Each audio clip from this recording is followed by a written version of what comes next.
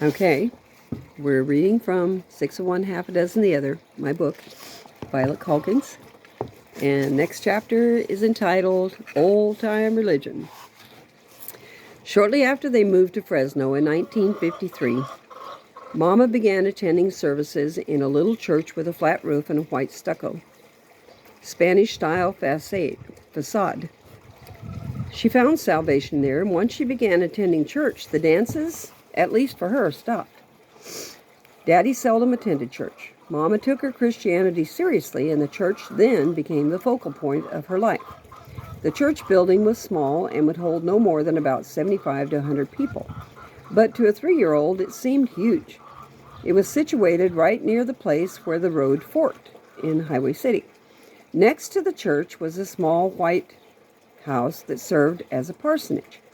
Between the two structures were 2 outhouses, placed back to back. The boys on the east side facing the church and the girls on the west facing the parsonage. Since the church had no indoor restrooms, the pastors and their families were constantly deprived of their privacy by a few members who imposed on their good graces to use the parsonage bathroom simply because they refused to use the outhouse. We had several pastors through the years. Most didn't stay long. Finally, in 1961, we got a pastor who stayed for many years.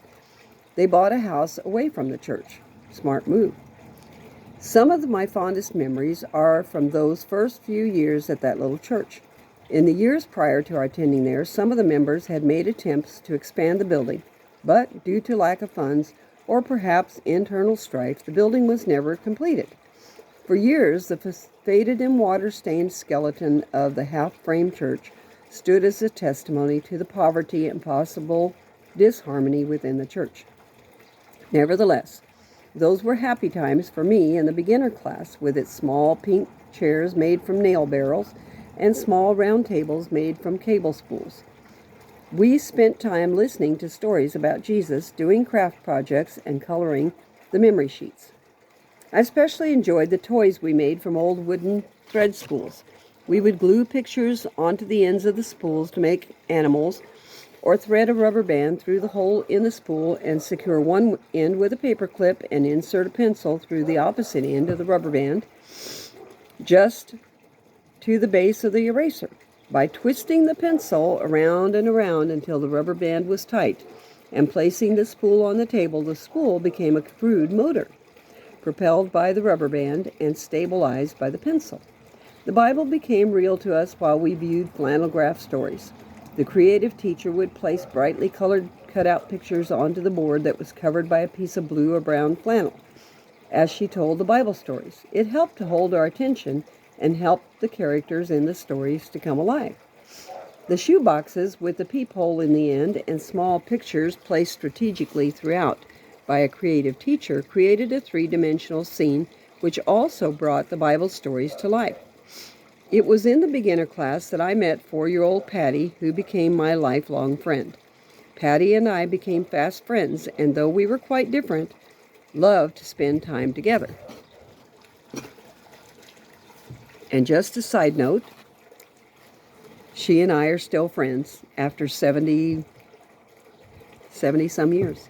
It's a long time for a friendship. Playtime was also a special treat for the children. First, there were small cups of Kool-Aid that tasted so good to busy little bodies. The teacher took us to play games outside on the cool grass in the shade of the building.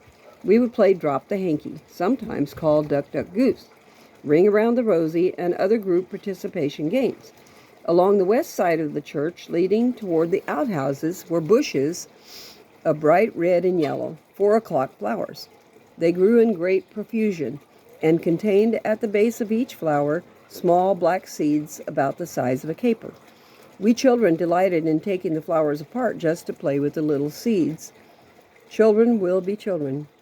Church services were sometimes too long for our short attention span.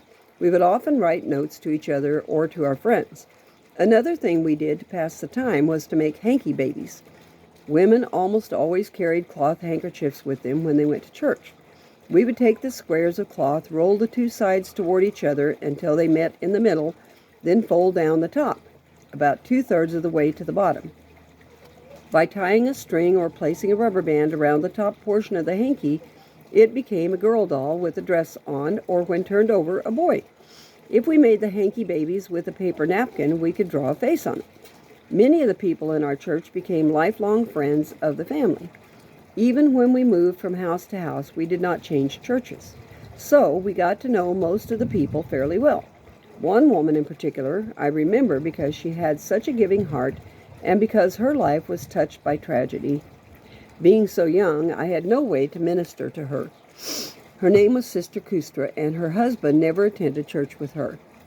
They lived far out into the country in a 2-story farmhouse set back from the road on a long driveway flanked on either side by palm trees. One night, while she was at church, someone broke into their house and murdered her husband. The newspaper articles said that he was killed with a blunt instrument. In my youth, I could only speculate whether it was a violin, a cello, or some other musical instrument. It made no sense to me. Sister Kustra was a very nice elderly lady. She loved to find used dolls at yard sales or swap meets, dress them up prettily, and give them to the poor girls in our church at Christmas time. Each year, until I was 10 years old, I longed for one of those refurbished dolls. Every year I watched as the dolls were handed out to everyone but me. I must have either been invisible or unworthy. Surely there were no girls needier than I. One of the things I remembered about our church was that many of the ladies kept sin-sin in their purses. Sin-sin were tiny little squares of licorice used to freshen the breath. They came in a little square paper packet and could be purchased at the service station across the street from the church. The mints were seldom given to us children, but occasionally we would be granted the taste of one. Our little church family believed in miracles and would pray for anyone in need and believed that they would receive healing. Often they would. In our home, our folding chairs were made of hardwood slats. Although attractive, they were not very sturdy. Mama sat in one of those and it collapsed, thrusting her onto the concrete floor. It broke her back. She was bedridden for a while. She was unable even to turn in the bed without help and extreme pain. The doctors told her that she would never walk again, but she refused to accept the diagnosis of the physicians. She had by now 9 children to raise, and she simply could not afford to stay in bed. She sent for the pastor, and he prayed for her, and she was healed and was able to return to her life and care for her family. I've always been rather tight-jointed, and I've never been able to bend and touch my toes as most people can. But after the healing of my mother's broken back, she was not only able to bend and touch her toes, but also, with her knees locked, to place her hands flat on the floor. Amazing. Never could do that. It is something that amazes me. The healing of her back was the miracle which gave her a spiritual foundation and an unshakable, lifelong faith. Mama took her Christianity seriously and faithfully paid tithe on whatever money she received. Sometimes additional gifts were made as well. She told me that even Daddy, who had never claimed to be a Christian, seemed to have a lot of faith. In 1959 or 60, when the church decided to build a new building, she said Daddy raised his hand and said, "I'll give the first $100. Now remember, this is from a man who never gave money to his family. We didn't have $100 for him to give, but he made that commitment. They did not have $100 to give, but the next day they got a call from the owner of Pistoresi Motors in Madeira, asking Daddy to paint 10 taxicabs they had brought from New York. Mom and Daddy had never met the man. Daddy said he would paint them for $50 each, plus an allowance for the paint and materials. Soon our yard was filled with dirty, greasy checker cabs that had to be washed and sanded smooth before they could be painted. Daddy put us kids to work washing, sanding, and masking off the windows and chrome in preparation for the painting. We used fine, wet, dry sandpaper to rough up the finish and sand smooth any rough spots. He bought a masking machine which automatically fed the masking tape onto the brown masking tape paper and had a serrated blade for cutting the paper at the necessary length. I became very adept at masking off windows and door handles. I still use those skills today. Within 2 weeks, the job was done, and he had $500 in his pocket. A few days later, he was given the job of painting a semi-truck for $100. He painted it fire engine red. Of course, because Mama believed in honesty, she reported the income on the next month's welfare report, and some of the money was forfeited. However, they were allowed to keep a portion of it, and Daddy's commitment was fulfilled. The church was the apex of our lives. If there was something going on that involved the church, we were there. There were revivals, talent competitions, youth rallies, baptisms, foot washings, which I hated, baby dedications, births, deaths, marriages, and graduations, always celebrated or honored at the church. We attended them all. Our church activities often conflicted with the local school activities. Our church nights were Tuesday and Thursday. Anytime a school activity fell on one of those days, Mama would say, "I don't know why they can't have their activities on Wednesday." We found out many years later that not every church met on Tuesday and Thursday. Many of them met on Wednesday. Mother's Day was honored in a special way at our church. Some moms were especially singled out with gifts in honor of their special day. The oldest, the youngest, the mom with the most children or grandchildren were called up and presented with a small token of honor. Mama seldom had competition in the most children category. Our church had a certain reputation for being free in the spirit. It was not unusual to see people raising their hands in worship while singing and praying. Some would dance or jump. There was usually at least one shaker, and occasionally someone would decide we would have a Jericho march. Most of the congregation would march around the inside of the building several times, often to the tune of "When the Saints Go Marching In." It was quite liberating, even to those of us who would rather have just remained in our places. Sometimes individuals would display overt behavior simply because they thought it was expected of them.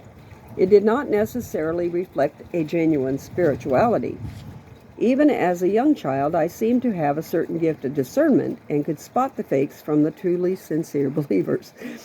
The wife of one of our many pastors seemed to some to be especially moved in the spirit during song service. She would begin to move and dance, and soon she was hopping and jumping in the aisle. I was very young, but her display disturbed me greatly.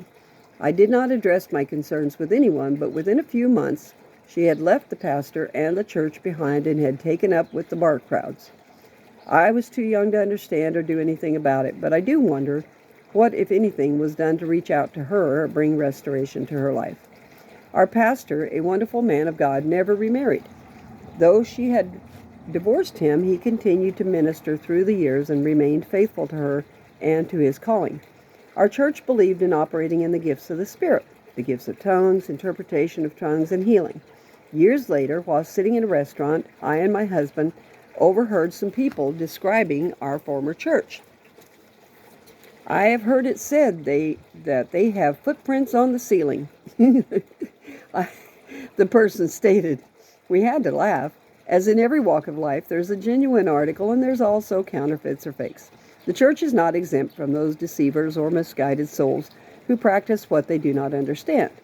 This is why the scriptures admonish us to try the spirits to know if they are true, so that we will not be deceived. Unfortunately, on occasion, private agendas or personal motivations would precede a message in tongues or interpretations. Usually the person operating in those parameters is what Jesus described as wolves who scatter the sheep. Fortunately, this is seldom the case. But if a person walks in the Spirit, they will bear witness by the Spirit if it's from God or not. It works sort of like when you sense someone is lying when they are telling a story. You know in your heart that the falsehood has been stated, but you do not yet have the evidence to substantiate it. Once, when I was merely 8 or 9, just this sort of thing happened in our church.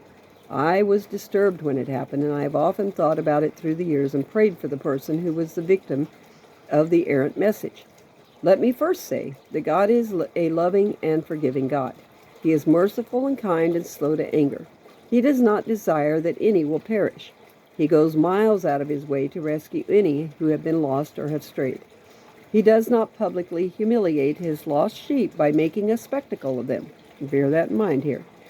He seeks them out and returns them safely to the fold, ministering to their wounds and their pain. There was a certain young person in our congregation who seldom came to church. It was known by many that the youth was not serving God. The youth came occasionally because the parents of the youth were involved in ministry, and it was expected of him. Many of the congregation were genuinely concerned about the young person's salvation. Others, having their own agendas, were determined to see it accomplished. During one service, a, quote, message in tongues, unquote, was given and supposedly interpreted by the same person. That's not supposed to happen. I care not to expound on theology here. Suffice it to say that it was inappropriate at best.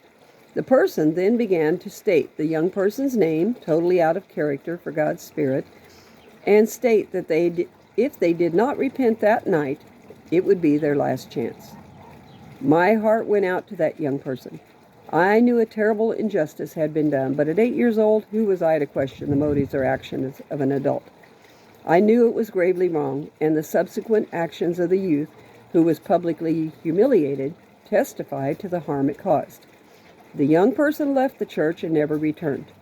The perpetrator of that terrible offense against the young person also soon left our church and began attending elsewhere. Many of their friends followed. I never knew the reason for their leaving. Perhaps the church leadership addressed the problem and they were offended. I really cannot say. I'm glad to say that type of situation was a rare occurrence, and for something so devastating to come out of the church. For the most part, church had a positive effect on our lives, even in spite of the severe restrictions we incurred at home. Not everyone on our church had such stringent rules to live by. And a side note here, it's not in the book, but that young man eventually did come back to the Lord, just not too long before he passed away. So I'm thankful for that. Our church did not have a baptismal. When people wanted to become baptized, we either went out to the San Joaquin River, Lost Lake, or Millerton Lake. Those are all places near Fresno. They held a picnic by the water with the baptisms being done by the pastor after lunch. We believed in complete submersion, as is symbolic of the death of the old and the rebirth of the new man in the Spirit. Sometimes we used the baptismal of another church, which was the case when I was 12 years of age. I decided to be baptized. I was thoroughly immersed, but I think I would have preferred the riverside treatment, as it was the way Jesus was baptized. One of my favorite activities in the church was Vacation Bible School. One year, 2 elderly ladies came to present Vacation Bible School for us. I believe they had been missionaries in Africa previously. They had many special effects that they used with their lesson presentations, and they had a long-lasting effect on me. Their flannel graph stories were vividly illustrated with bright chalk backgrounds. They had a light wheel that turned and illuminated the flannel graph with colors that changed every few seconds from red to yellow to green to blue. It was a wonderful storytelling. As an artist, I loved the bright colors of their lessons. We earned points or talents by learning the Bible verses, bringing friends or a Bible to the meeting, answering questions, and being first in various activities. I think I got a nap. When the program was through for the day, we were allowed to spend our talents in a store that had been set up in the 2 back rooms in the church. There were gifts that cost as little as 1 talent up to gifts for several hundred talents. In 2 weeks' time, we had to work pretty hard to earn more than a few. One of the gifts that I desired the most and worked to earn was an ivory-colored plastic lacy fan that folded up not much bigger than a pair of chopsticks. When the 2-week VBS was over, all of us children were sad for it to end. Sometimes special groups or singers would come and perform at our church. One time, a guitarist-songwriter gave a performance at our church. He was a singer-songwriter. He sang a song called The Old G Chord. His name was T. Texas Tyler. He was well known for his song, The Deck of Cards. Other groups who sang country gospel came. They would sometimes have large fancy buses that they traveled in. They would come for a Sunday morning, give a performance, take up an offering, and be gone by Sunday night. Others would stay for a week or 2. Once a month, a missionary would come to our church and share what they had been doing on the mission field. Usually they would ask for money because the church denomination required them to secure support for their next trip to a foreign country. The denomination set the required amount of money they needed to raise in order to return the following year. They were not allowed to return unless they had secured the required funding. The primary focus, though, was without fail soul winning. The missionaries usually brought with them slide presentations of villages and peoples they worked with. They often brought clothing, toys, tools, or household items from the indigenous people. It was interesting to see how other people lived, but my dread of Missionary Sunday was the inevitable pleas for our surrender to the will of Christ, which was to become a missionary. Each time at the end of the service, we would sing a song. I'll go where you want me to go, dear Lord, or mountain or land or sea. I'll do what you want me to do, dear Lord. I'll be what you want me to be. I might have sung it a different way, as my heart was fearful that if I sang the song correctly, God would send me to Africa. My version might have been, I'll go where you want me to go, dear Lord, or mountain or land or sea. I'll do what you want me to do, dear Lord, but please don't ask me. My fear of being called to serve in Africa had its base in the presentations of the very missionaries who were trying to convince us to go. One year, when I was much too young to be experiencing such brutal reality, a film was shown in horrendous living color. I believe the name of the film was called Black Beauty, or something similar. It was a documentary of how a certain African tribe mutilated their children's beautiful, smooth skin by slicing the flesh and filling the wounds with mud. It was a painful, traumatic thing for a child to have to endure. The screams of the children as they were being mutilated was awful to hear. The process left the child scarred for life, but was considered by the tribal adults to be a thing of beauty. It was with extreme trepidation that I sang with the rest of the congregation the very song that was designed to help me overcome my own resistance to the will of God, which is to go into all the world and preach the gospel. Some people took their calling seriously and did go into all the world. A few of them even came to Fresno. We needed it too, didn't we? I remember in 1958 attending a tent revival held by none other than Oral Roberts. It was a wonderful experience. The tent was huge with great wooden poles holding it up. The floor of the tent was covered with wonderfully fragrant sawdust. There were hundreds of people sitting in the folding metal chairs. I remember the people lining up at the front to have a chance to be prayed for by the evangelist. The offering was collected in large brown paper buckets, sort of like the ones Colonel Sanders used for his famous fried chicken. Daddy volunteered to be an usher, so he was in on the collection of the offering as well. In 1960, Billy Graham also came to our town and held his meeting in the original Bulldog Stadium. That was from Fresno State University, by the way. Mama took all of us to the crusade. The stadium was filled to capacity. Since it was in the summer, she took along a gallon of lemonade for us to drink. We could not afford the concession stand soft drinks. Somehow the lemonade did not get sweetened, and boy was it sour. Songs were sung by the famous George Beverly Shea and Mahalia Jackson, two giants in their field. The crusade was a great success. Hundreds of people went forward at the end of the service to receive salvation. But most of us already had salvation. To us, it was pretty much just church. But I love the way Billy Graham used Scripture to get his message across. The Word of God is powerful to draw people to Christ. And that's the end of that chapter. I'll catch you.